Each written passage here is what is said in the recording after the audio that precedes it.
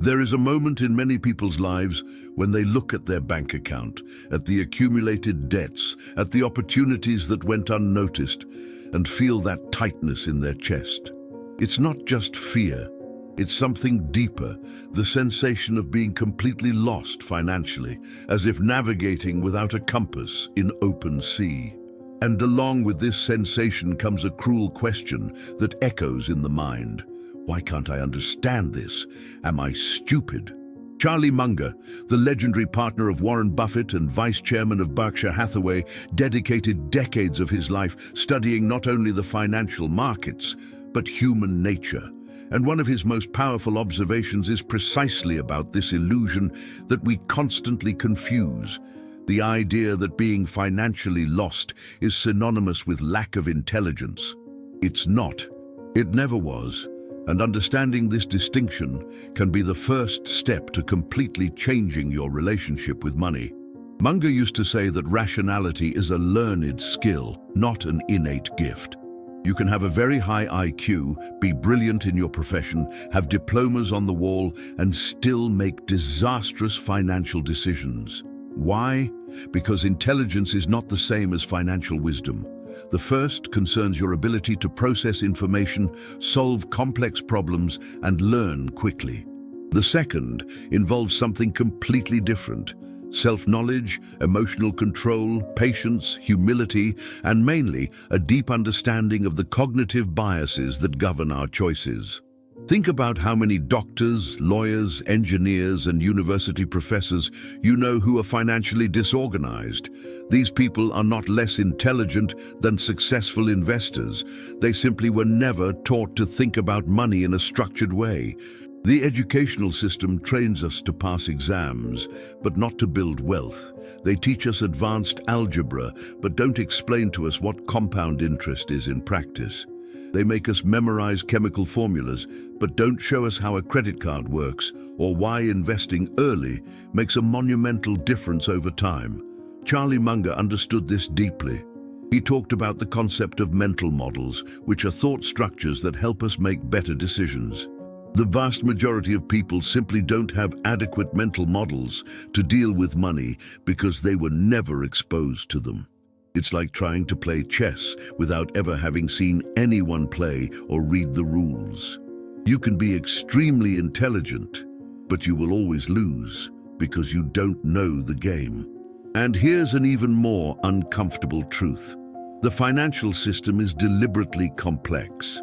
Banks, financial institutions, and even governments benefit from a financially illiterate population. Contracts full of fine print, hidden fees, intentionally confusing investment products, technical language that pushes away ordinary people. None of this is accidental. When you feel lost in the face of all this, it's not because you are incapable of understanding. It's because the game was designed to be opaque. Munger was always a fierce defender of simplicity. He avoided investments he couldn't fully understand, even if everyone around him was making money from them. During the tech company bubble in the late 1990s, while everyone was getting rich with internet stocks, Munger and Buffett were ridiculed for not joining the party. They were called outdated, dinosaurs who didn't understand the new economy. And then the bubble burst, and those who felt intelligent for riding the wave lost everything. The lesson here is powerful. Feeling financially lost can actually be a sign of intelligence. It means you recognize that you don't understand something, instead of pretending you understand and making imprudent decisions. Munger said that the circle of competence is fundamental. You need to know what you know, and more importantly, what you don't know.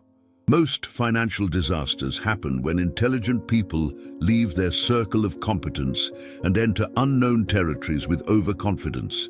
But there is a crucial difference between recognizing that you are lost and remaining lost. The first is wisdom, the second is resignation, and Charlie Munger was never a resigned person. He firmly believed in the power of continuous learning. In his 90s, he still read voraciously, studied new sectors, questioned his own beliefs. He understood that financial education is not a destination, it's a journey. Let's talk about cognitive biases, something Munger studied obsessively. He identified dozens of mental traps that make us make bad financial decisions, regardless of our intelligence. Confirmation bias makes us seek only information that confirms what we already believe. Anchoring bias traps us to the first number we see. The herd effect leads us to follow the crowd, even when it's walking toward the abyss. Loss aversion makes us hold bad investments for too long because admitting the mistake hurts more than the financial loss itself. Extremely intelligent people fall into these traps every day. Economics professors lose money in the market. Brilliant scientists accumulate credit card debt. Why? Because these traps have nothing to do with cognitive intelligence.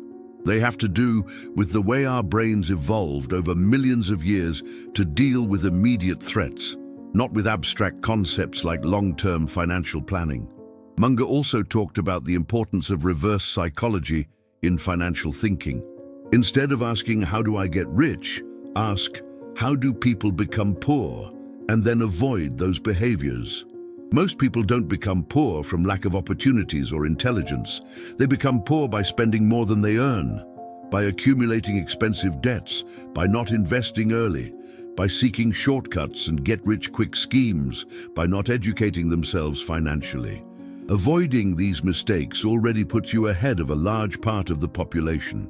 There is also the question of socioeconomic context, which Munger recognized as fundamental. Two people can have exactly the same intelligence, but if one grew up in a family that talked openly about money, that invested, that taught budgeting, while the other grew up in an environment where money was taboo, where there was no planning, where the mentality was one of scarcity, the financial trajectories of these people will be radically different. This is nobody's fault. It's simply reality. Recognizing this is not playing the victim. It's understanding the starting point to then chart the path ahead. The sensation of being financially lost is also deeply connected with information overload in the modern era.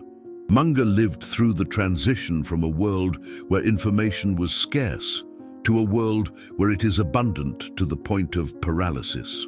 Today, you can access thousands of contradictory opinions about any financial decision in a matter of seconds. Should you invest in stocks or real estate? Are cryptocurrencies the future or a bubble? Should you pay debts or invest? Each expert has a different opinion, and they all seem convincing. In this scenario, even very intelligent people become paralyzed. And paralysis leads to inaction, which in turn leads to the sensation of being lost. Munger defended simplicity precisely for this reason. Have solid basic principles and follow them regardless of the noise. Spend less than you earn. Invest the difference consistently. Avoid expensive debts. Educate yourself continuously. Don't seek shortcuts. These principles worked 100 years ago and continue working today. Another crucial aspect that Munger highlighted was the importance of patience. We live in a society addicted to instant gratification. We want results now. We want to get rich quickly. And when we see that real wealth building takes decades, we feel frustration and lose motivation. But Munger built his fortune over 70 years of consistent work and prudent decisions. It wasn't through sudden genius or a big stroke of luck. It was through the daily application of solid principles, through the patience of letting compound interest do its work, through the discipline of not doing stupid things, even when everyone around was doing them. It's also important to talk about the role of emotions in financial decisions. Intelligent people often pride themselves on being rational, but when it comes to money, emotions dominate. Fear and greed govern the markets. The fear of losing makes us sell low. The greed of gaining more makes us buy high. Pride prevents us from admitting mistakes. Envy leads us to toxic comparisons with neighbors and friends. Charlie Munger understood that recognizing these emotions in himself was the first step to neutralizing them. He didn't deny them. He consciously managed them. There's a famous story about Munger that perfectly illustrates his character. During the 2008 financial crisis, when many brilliant investors lost fortunes, Munger remained calm and continued investing.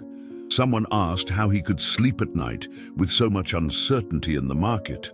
He replied that he slept very well because he never invested money he couldn't afford to lose, never used excessive leverage, and always assumed that crises would eventually happen. Psychological preparation for turbulence is as important as financial preparation. Returning to the central question, if being financially lost is not lack of intelligence, what is it? It is, to a large extent, lack of specific education, of exposure to the correct concepts, of adequate mental models, and of deliberate practice. Nobody is born knowing how to manage money. It's a skill that needs to be developed, just like playing piano or speaking a new language.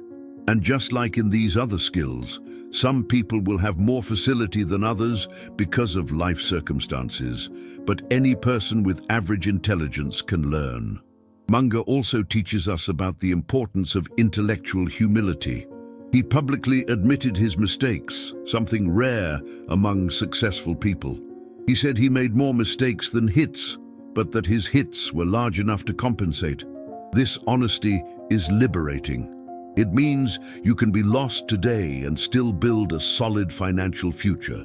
Your past mistakes don't define your future as long as you learn from them. The truth is that the financial journey is personal and unique to each one. There is no magic formula that works for everyone. What worked for Charlie Munger may not work exactly the same way for you, and that's okay. The important thing is to start from where you are, with what you have, and commit to continuous learning. Read books about personal finance, study basic investments, understand your own behavior in relation to money. Identify your emotional triggers, surround yourself with people who have healthy financial habits, and perhaps most importantly, have compassion for yourself.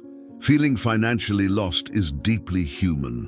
The vast majority of people go through this at some point in life. This doesn't make you an inferior or incapable person.